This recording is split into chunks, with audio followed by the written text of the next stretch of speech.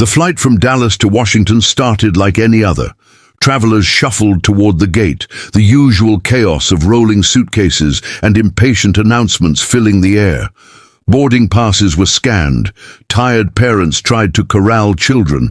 Business travelers barked last-minute calls into phones. In the middle of the crowd, Ethan Miller stood quietly, holding the small hand of his 7-year-old daughter, Lily. To the world, he looked like any other father. His clothes were plain, his face was unremarkable except for the faint creases at the corners of his eyes, and his posture was steady, almost too steady. He carried a small backpack, not much else. Lily, clutching a stuffed rabbit under her arm, skipped beside him, chattering about clouds, airplanes, and the adventure of flying. "Daddy, do you think we'll fly through the clouds? Will they touch the window?" Ethan smiled faintly. "Yes, sweetheart, and when we do, it'll feel like sailing through a dream." The gate attendant scanned their tickets, and the pair walked down the jet bridge into the plane. Passengers around them barely noticed. To some, Ethan was simply another quiet dad, maybe widowed, maybe divorced, just doing his best. No one saw the weight in his eyes. No one knew the life he'd once lived. They found their seats.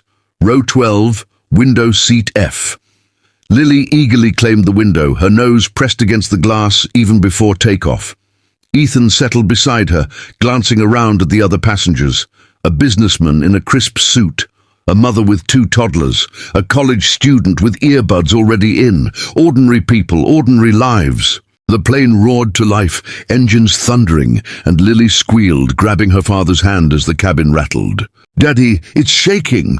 Ethan leaned close, his voice calm and smooth, almost like he'd said it 1,000 times before. "It's all right, sweetheart, just the sky saying hello." She laughed nervously, her grip loosening. "The sky says hello. It's always polite to greet travelers." As the plane climbed above the ground, the city shrinking into a patchwork of lights and roads, Ethan looked out the window. The horizon stretched endlessly, and for just a moment, something stirred in his chest. A memory. The sky had once been his home. Half an hour into the flight, passengers had settled. Drinks clinked on trays, earbuds buzzed faintly, and the low hum of conversation filled the cabin. Lily munched on pretzels, pointing out every cloud formation she could see. Then the captain's voice broke through the intercom. "Ladies and gentlemen, this is your captain speaking. We ask that you remain calm. Due to international airspace coordination, we will be temporarily joined by United States Air Force escorts. This is a standard precautionary measure." The cabin grew restless. People shifted in their seats, whispering nervously. Children pressed their noses to the glass. And then came the gasps. 2 F-22 Raptors slid into formation beside the plane. Sleek, metallic, and formidable, they glinted in the sun like guardians of the sky. Their presence was commanding, impossible to ignore. A man muttered, "What's going on?" "Are we in danger?" whispered another. Lily's eyes widened. "Daddy, look, real jets!" But Ethan didn't smile.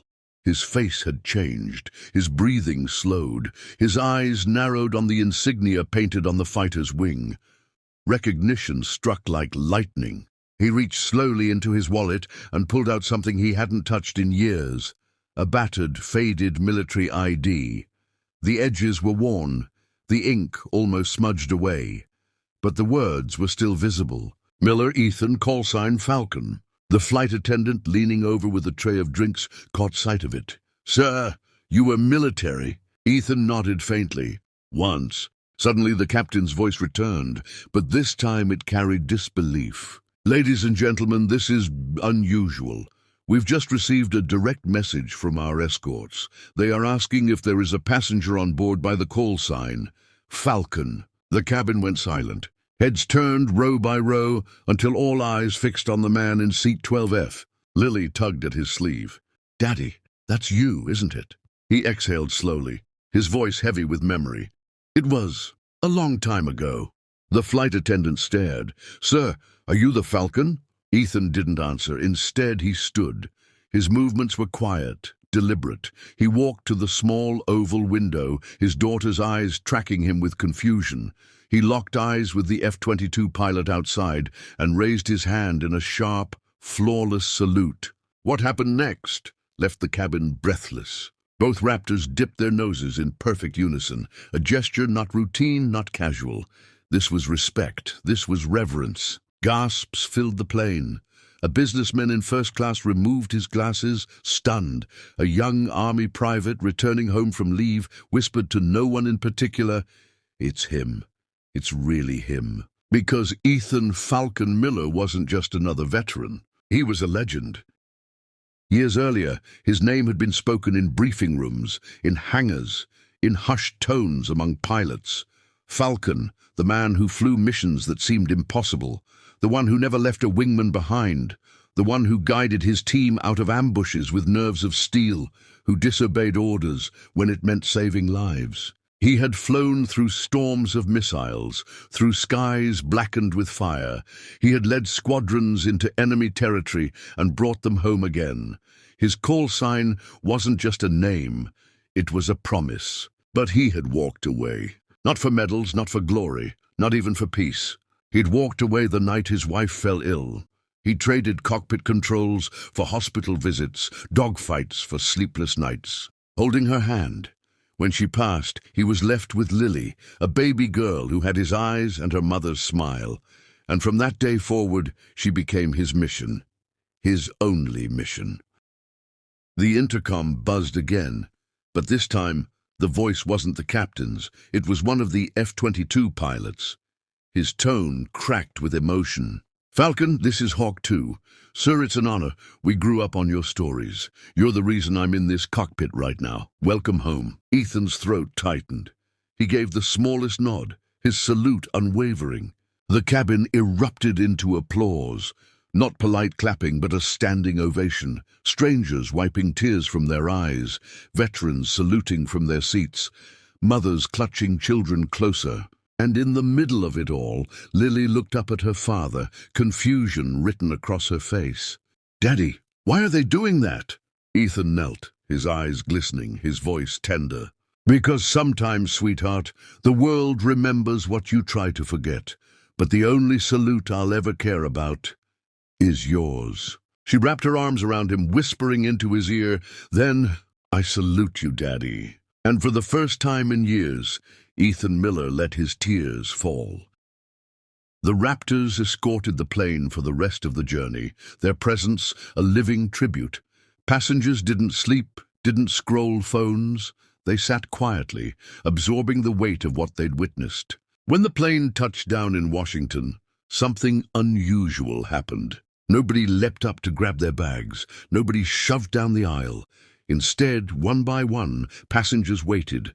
They let Ethan and Lily walk out first, an honor guard of ordinary people. As he stepped off the jet bridge, strangers reached for his hand. "Thank you. God bless you. My son is alive because of men like you." Ethan only smiled faintly, holding Lily's hand tight. To the world, he was Falcon. To the Air Force, he was a legend. To Lily, he was simply Daddy. And that was the title he cherished most. Final reflection. The world sees heroes in medals, in uniforms, in salutes from fighter jets.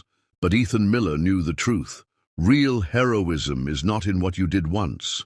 It's in the life you live every day. He had once saved lives in the sky. Now he was shaping one life on the ground. And maybe, just maybe, that was the greatest mission of all. Because true courage doesn't end when the uniform comes off. It lives quietly in the fathers and mothers who sacrifice, in the people who put others first, in the ones who never ask for applause. Sometimes the quietest man in the room holds the loudest story. And sometimes that man is just the single dad in seat 12F.